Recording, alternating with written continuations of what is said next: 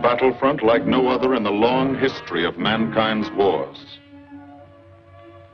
This is an air front.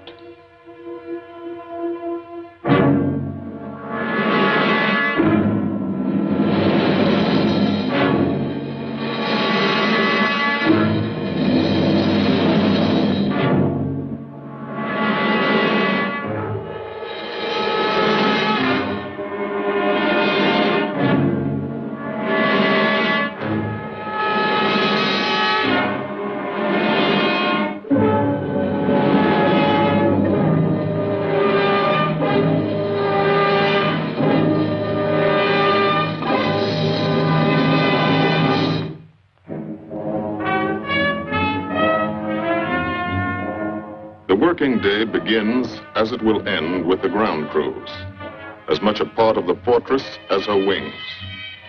If you're a mechanic, you've got your own bomber. You get attached to it.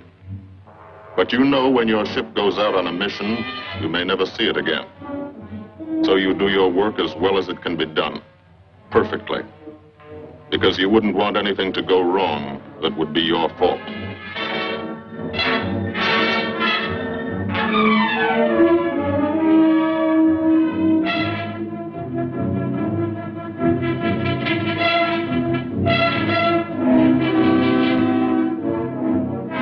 Today, the bombs will be taken from these bomb dumps somewhere in England and delivered to specific points in Wilhelmshaven, Germany.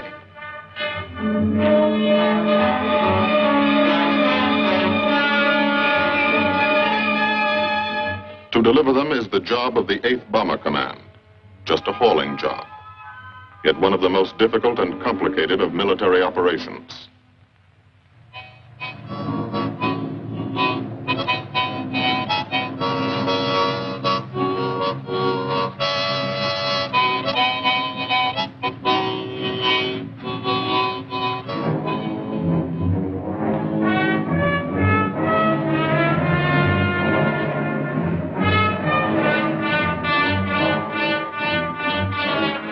General-purpose demolition bombs, impact velocity as high as 750 miles an hour, pierce 5 inches of armor plate, destroy a factory. Briefing at 0800. Pilots, bombardiers, and navigators take their places. The group commander, Colonel Stanley Ray, steps up to the target map, and for the first time, you learn where you're going. Sometimes your face turns white when you find out. Sometimes the feeling you won't come back tightens your insides. Not so long ago, you were sitting like this in a college or high school classroom, not listening too hard, perhaps even a little sleepy. But you listen here.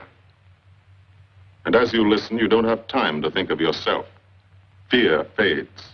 You concentrate on the mission, type of formation, assembly point, 0 hour, route to target, weather, enemy fighters, enemy flak, route back home. If forced down in enemy territory, destroy equipment. If taken prisoner, give no information, name, rank, and serial number. That's all.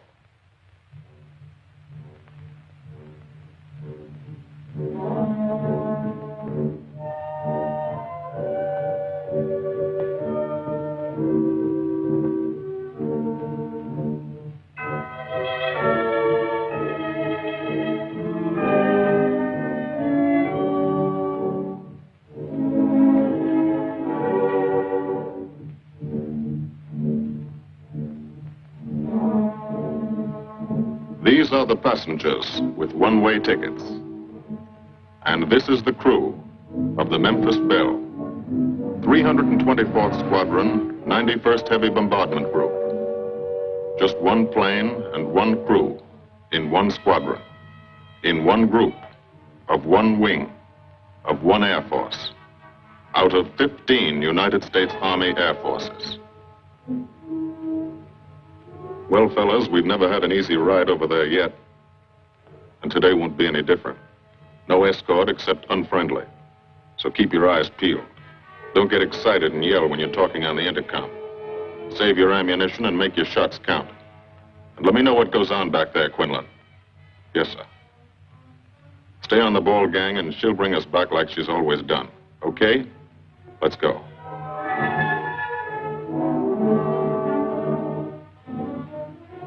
They have completed 24 missions. In this, the toughest theater of air war, the big league of sky fighting. Their experience is priceless. And so, if the Memphis Belle comes back this afternoon, they will be sent to bring the vital lessons they have learned to thousands of air crew men in training at home. Home is America.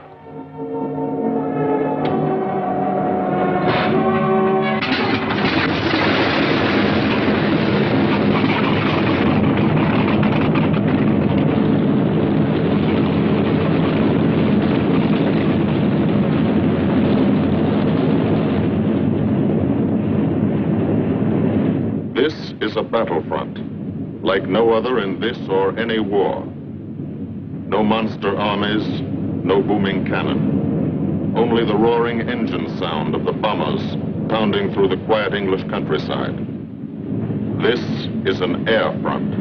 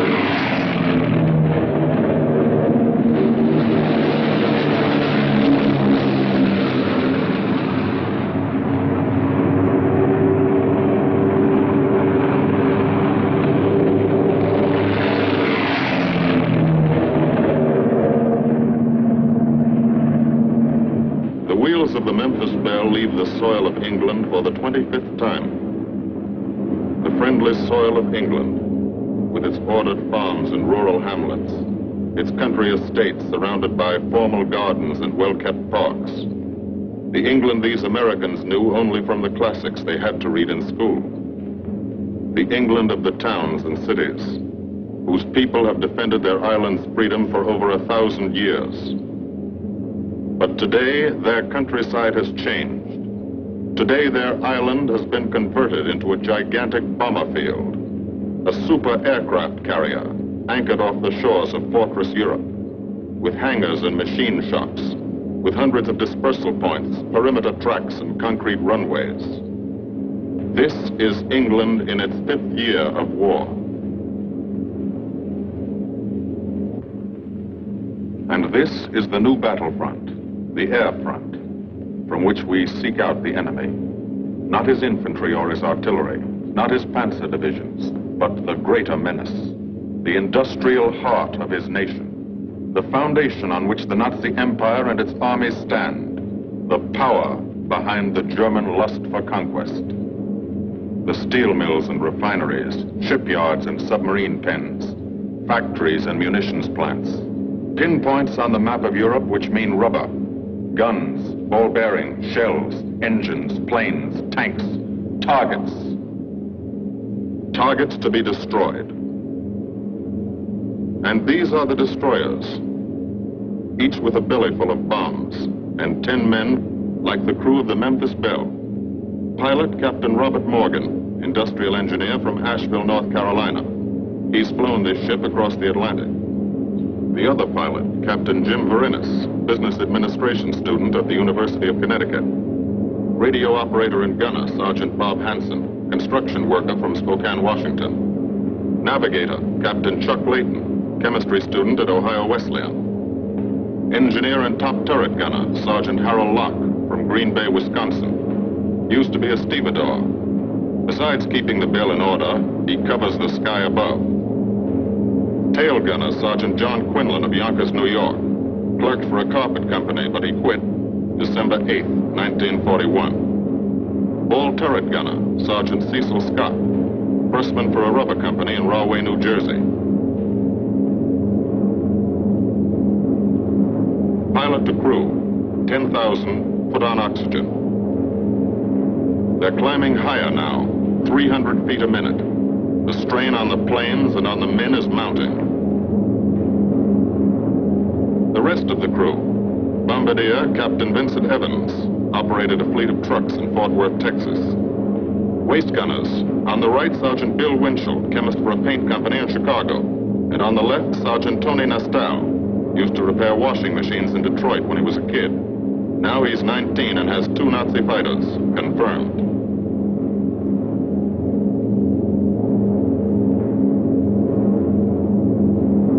It takes all of a pilot's strength to keep a 30-ton fortress in tight formation. But the formation is the bomber's best defense against enemy fighters.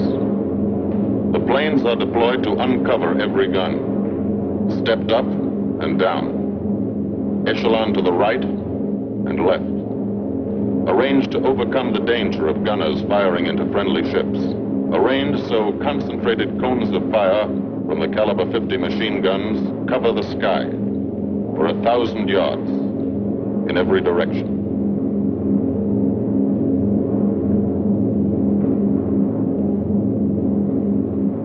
The friendly coast of England slips by below. It doesn't look like much now, but in a few hours when you come back, if you come back, this will be the most beautiful view in the world. Higher and higher, climbing to reach your best operational altitude, 25,000 feet, 5 miles straight up. So high you can't be seen from the ground with the naked eye. So high that after 1 minute without oxygen, you lose consciousness. After 20 minutes, you're dead.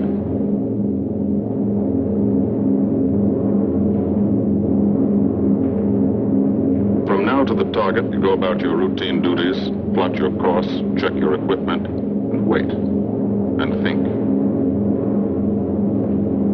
Higher and colder. Temperature, 40 degrees, below zero. Take off your glove and you lose some fingers. You look out at the strange world beyond. Reflections in plexiglass, like nothing you ever saw before, outside of a dream.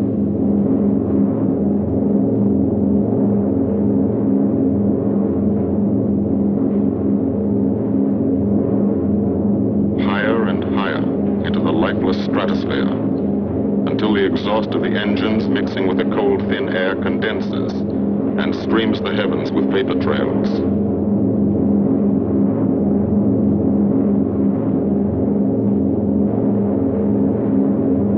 To the men in the ships, they're far from beautiful, for they point like beckoning fingers to the formation, signposts in the sky for the enemy to spot us.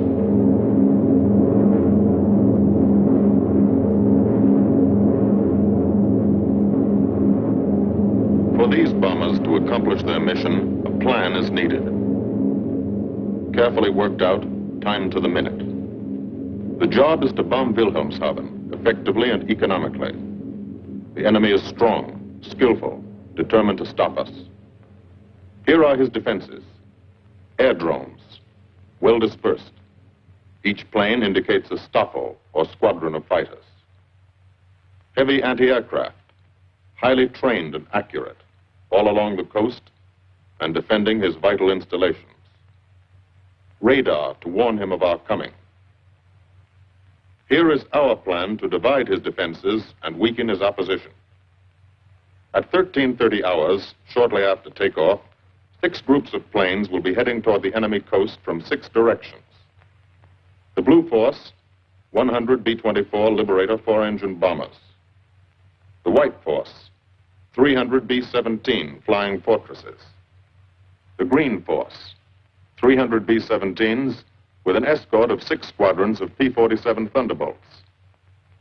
A force of B-26 Marauders, twin-engine medium bombers with 6 squadrons of RAF Spitfires escorting. Almost 1,000 planes and over 8,000 men in the air. The enemy alerts all his aerodromes. But which is our main force? What are our targets? Where should the Nazi controllers send their fighters? It's our job to make them guess and guess wrong. A half hour later, at 1400 hours, the Blue Force will be heading east across the North Sea with the White Force following. These enemy fighters are tied down, waiting to meet them, and will not be able to attack the Green Force. These fighters must come up to attack the Green Force, and thus will be no threat to the Blue and White Forces. The B-26s and Spitfires will bomb and strafe a key rail junction, diverting these 6 Staffeln and preventing the enemy from concentrating too many fighters on the Green Force, which is scheduled to bomb an aircraft factory at Hanover. At 14:30 hours, the Blue Force will threaten this entire coastal area of northwestern Germany. Which target will it be? Flensburg? The Kiel Canal? Or will it turn suddenly and bomb Hamburg, Vegasack, or Emden? Actually, it carries no bombs at all. It's a decoy and keeps the fighters from the northern area busy while the White Force, the main effort, heads for the submarine pens of Wilhelmshaven.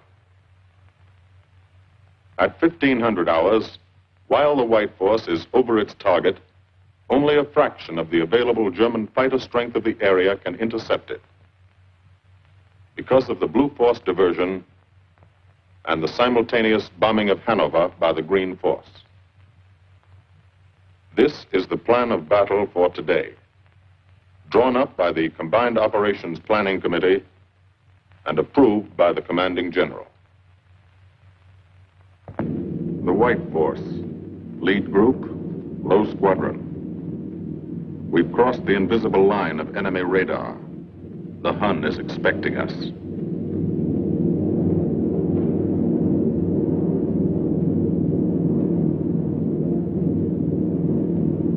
Steel helmets go on. Watchful eyes strain. Tight formations are held tighter still. Tense gunners more alert because here it comes. The enemy coast. From up here, it looks the same as any other.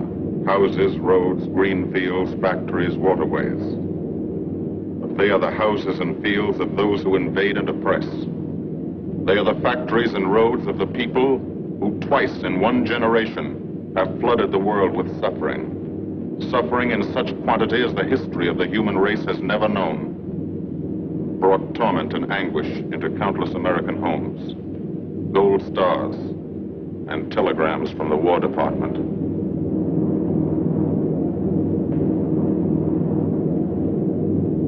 The first flak, just harmless looking, silent puffs of smoke. Only each puff is a shell exploding, throwing shrapnel around the sky. Exactly the range, accurate flak by radio prediction.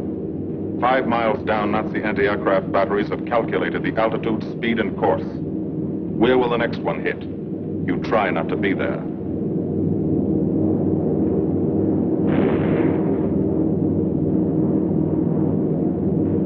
The docks and submarine pens of Wilhelmshaven. Approach to the target starts. No smoke screen can protect it.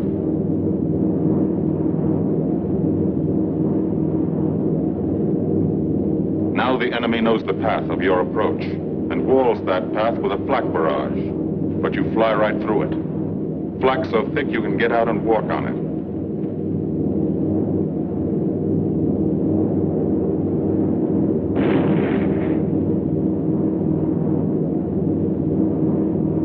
Morgan changes course every 15 seconds. Evasive action to confuse the flak batteries.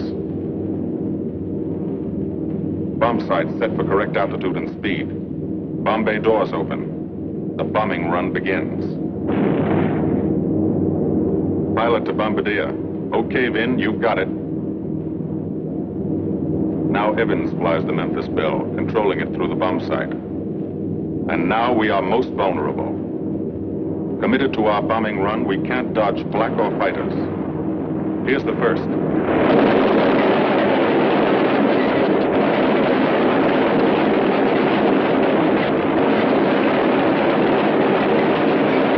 Top turret fires at it. Evans must ignore the battle. Crosshairs lined up on target.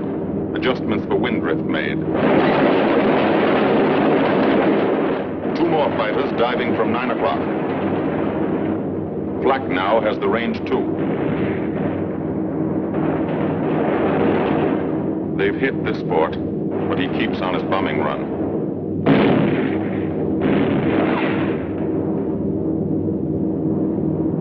As lead bombardier, Evans's aim must be good.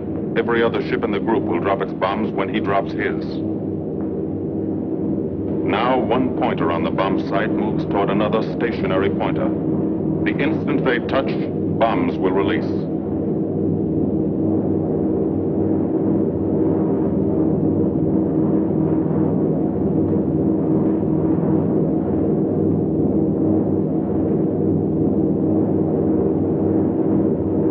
They touch. Bombs away.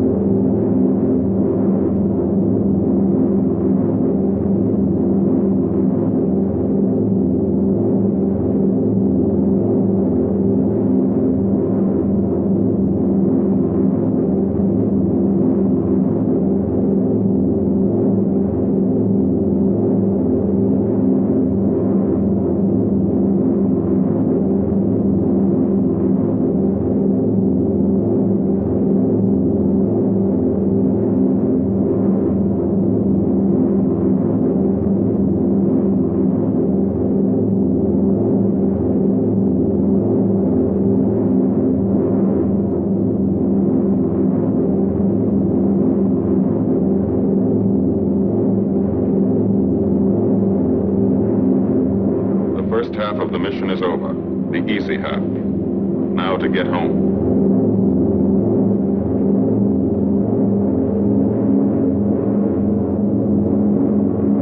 The flak stops. That means fighters out there somewhere. A staffer lurking behind that cloud, or hiding up in the sun where the glare blinds you, and you can't see them, waiting to dive down on you. Fighters at 6 o'clock. This is what a gunner sees. A speck in the sky, that's a fighter. And then a blink, that means he's firing at you. 2,300 rounds a minute.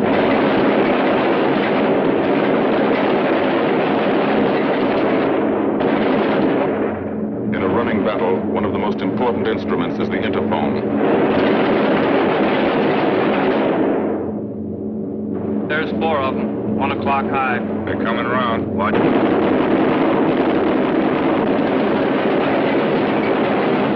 Fighters 6 o'clock up, coming in, diving out, Chief. B-17 in trouble out at 2 o'clock, watching. Got an engine on fire.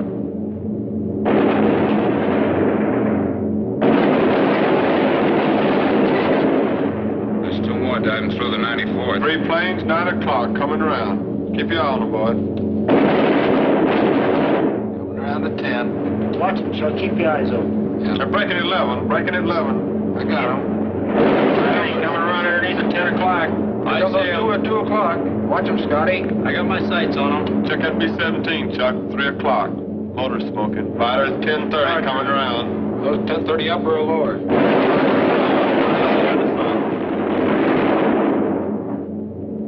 B-17 out of control at 3 o'clock.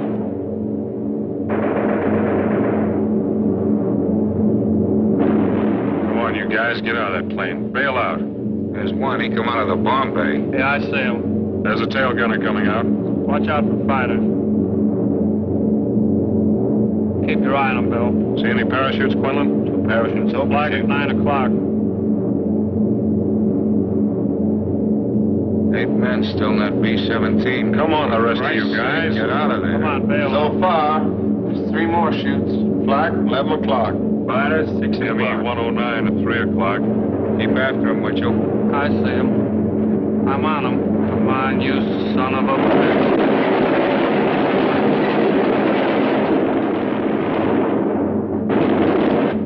I got him.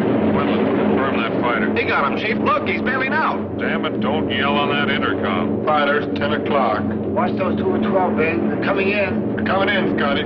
Get that ball turret on him.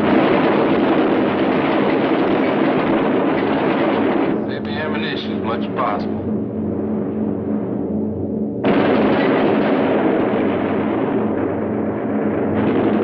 Watch that fighter coming in at 3 o'clock.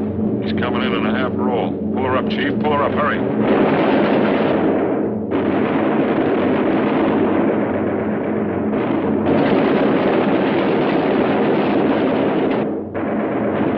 This fortress is hurt. Engine on fire, losing airspeed and altitude. Drifting into the flak, alone and helpless. A straggler. In a minute, Nazi fighters will swarm in like buzzards for the kill.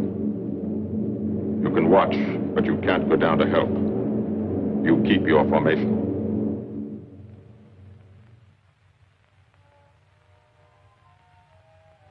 Here, too, the mission is being flown. None the less real for being in the minds and hearts of these men behind. Ask anybody who's been to a field in England or anywhere else our bombers are based, and he'll tell you that there's drama here, too. Waiting to see who's coming back. To watch them, you might not realize how tense these ground crews are. But they are tense, and plenty worried. In Air Force talk, this waiting is known as sweating out the mission. These men know the flight plan. Their watches told them when the bombers were running into enemy flak, when they were over the target, when they left the enemy coast. And now their watches tell them the bombers should be nearing the field.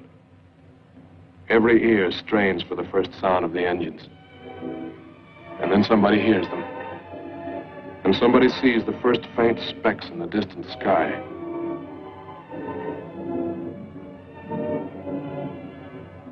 Every face turns to see and count. The watchers try to read the numbers on the ships. These planes have priority to land first. The colored flares mean wounded aboard. In the hospital window, these watching men know what that means. They know what it feels like to lie on a bouncing fortress floor for hundreds of miles through the frozen stratosphere in great pain, with the other men in your crew fighting to keep you alive until they hit the field. The field. Home. It'll be okay then. Because there'll be medical care. The best. As soon as the wheels of your plane stop rolling.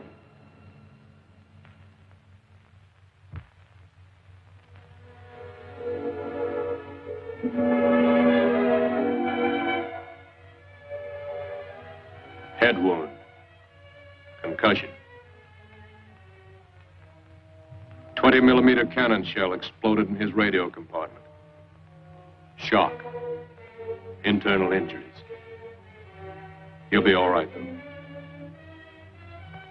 Flak burst scattered flying shrapnel. He's full of steel splinters. This pilot's leg is not a pretty sight. Neither are the docks at Wilhelmshaven. These men will all get the Purple Heart.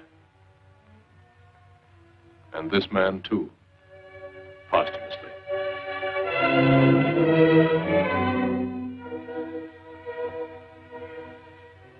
A transfusion right in the plane.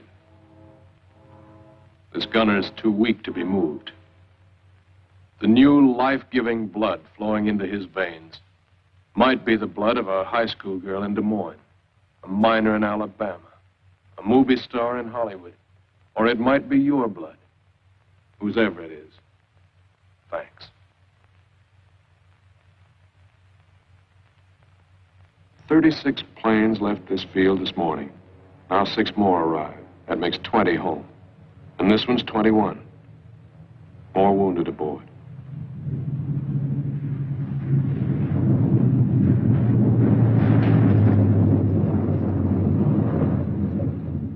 "22, coming in with his left inboard engine dead.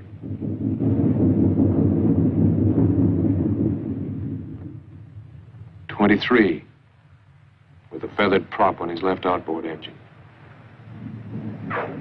24, Southern Comfort, with a chunk of tail gone. 25, they flew home on their luck. 26, not a scratch." The control tower learns that 2 more landed at a British field to the south. 1 a crash landing, crew safe. That makes 28. 29, a rough landing, but her pilot's badly hurt. It's a wonder he brought her back at all. 29 planes back, so far. 29 out of 36. Our losses were heavy, but the enemy's were far heavier. We destroyed a German aircraft factory, a rail junction, submarine pens, docks, and harbor installations. That's specific, known damage. But who can tell the number of German torpedoes that will not be fired, the number of our convoys that will get through now, the soldiers' and seamen's lives that will be saved, or the battles that will be won instead of lost because of what these bombers and airmen did today.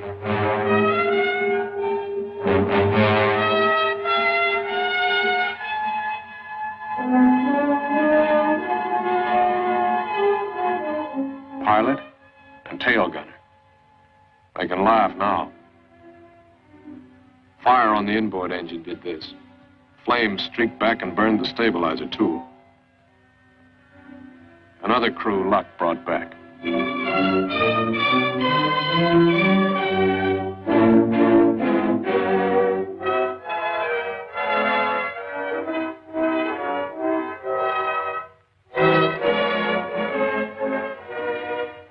Here's old Bill.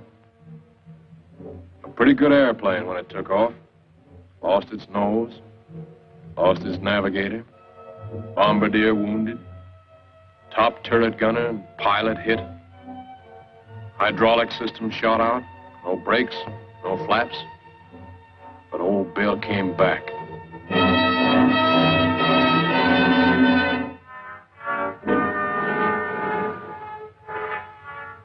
Now, among the returned crew members, talk flows like a river, talking out every detail of the mission.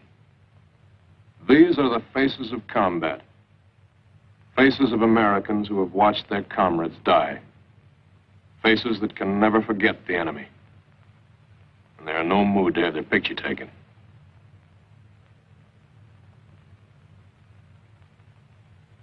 In the control tower, Colonel Ray, the group CO, is still watching and waiting.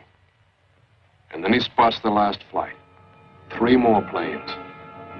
And one of them is the ship everyone's been pulling for. The Memphis Belle. The last few miles of this trip have been a joyride. The strain is over. They can leave their guns now. Now they know they're going to go home. To Spokane, Green Bay, Asheville, Detroit, Chicago, Fort Worth, and Yonkers.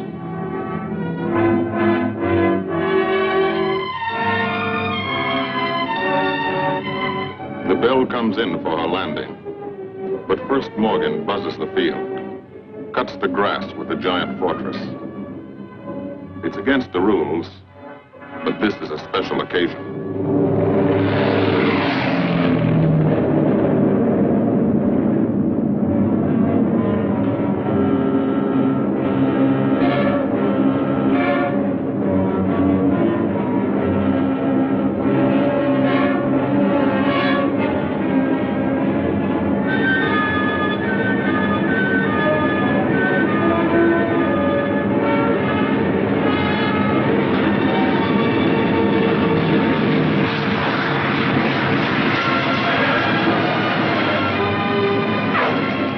sails of the Memphis Belle come back to the soil of England for the 25th time.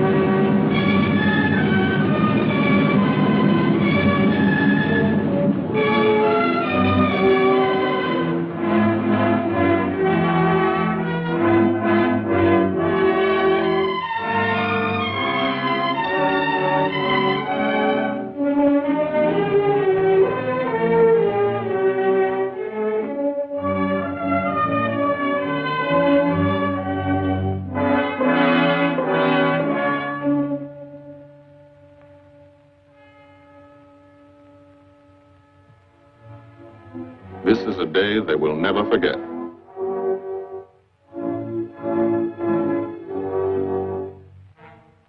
Another great day soon after, Brigadier General Hansel visited the field and presented the Distinguished Flying Cross to every member of the crew.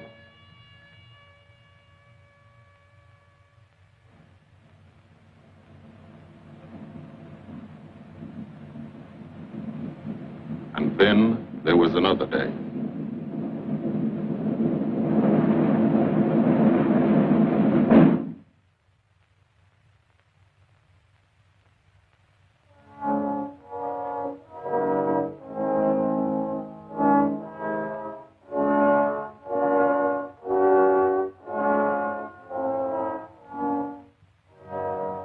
Their Majesties, the King and Queen of England.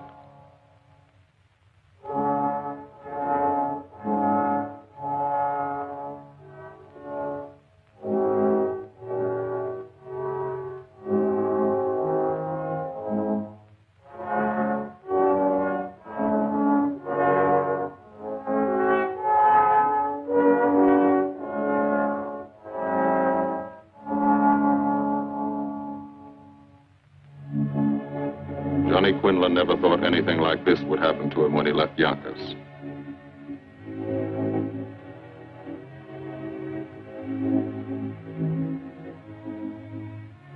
The ground crew were a little self-conscious about being dressed in fatigues, but the Queen thought they were very nice.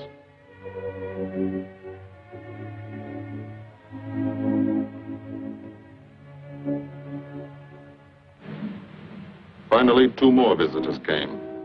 General Acre, commanding the 8th Air Force, and General Devers, U.S. commander of the European Theater. The Belle crew received them in flying clothes, as General Acre read the order for what he called their 26th and most important mission. Return to America to train new crews and to tell the people what we're doing here. To thank them for their help and support and tell them to keep it up so we can keep it up. So we can bomb the enemy again and again and again until he has had enough. And then we can all come home.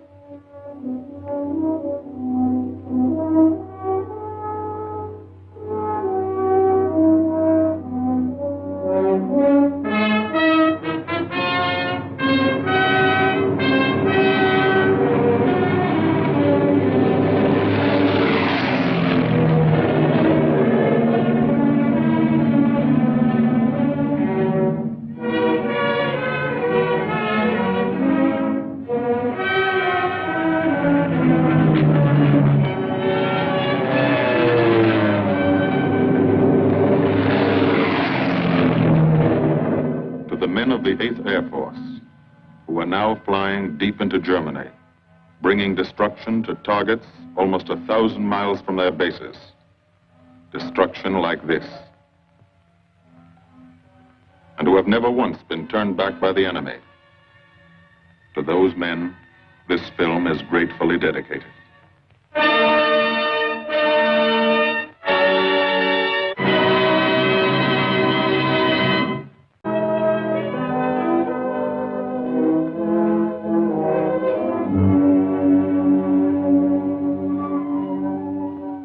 This is a battlefront. A battlefront like no other in the long history of mankind's wars. This is an air front.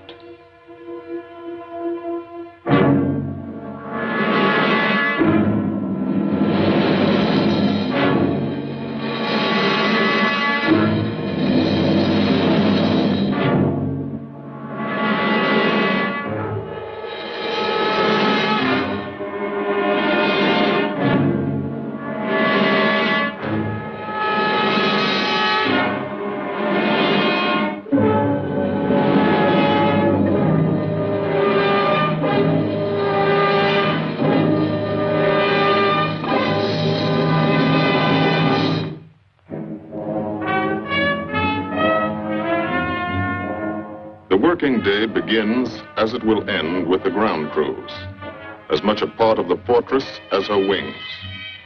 If you're a mechanic, you've got your own bomber. You get attached to it.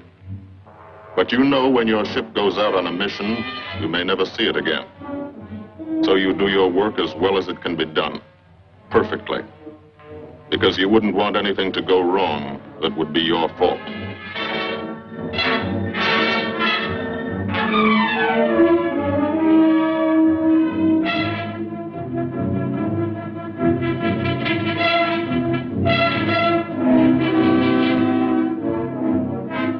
Today, the bombs will be taken from these bomb dumps somewhere in England and delivered to specific points in Wilhelmshaven, Germany.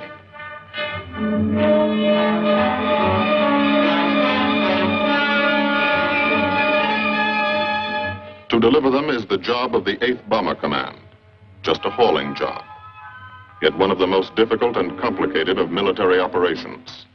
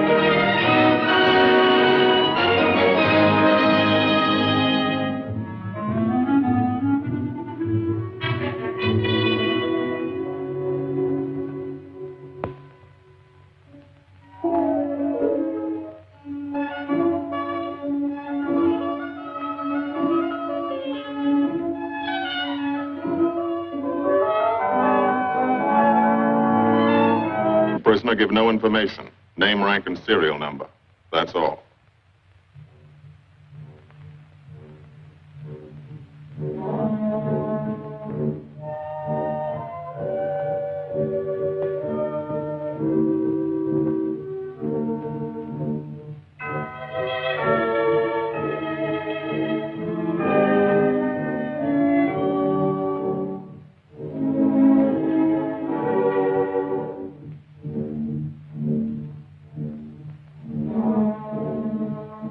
These are the passengers with one-way tickets.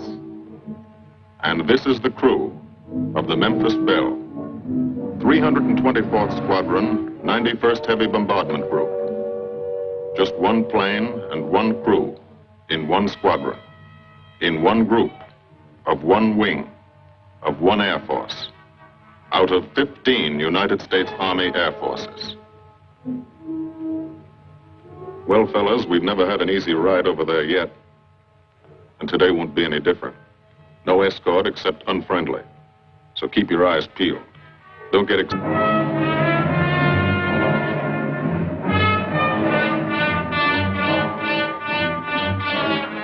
General purpose demolition bombs.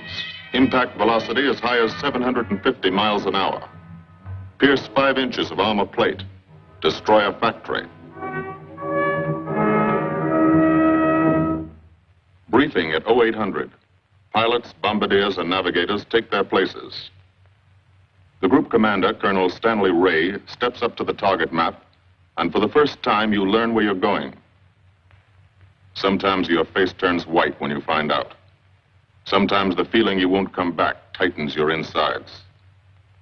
Not so long ago, you were sitting like this in a college or high school classroom, not listening too hard, perhaps even a little sleepy.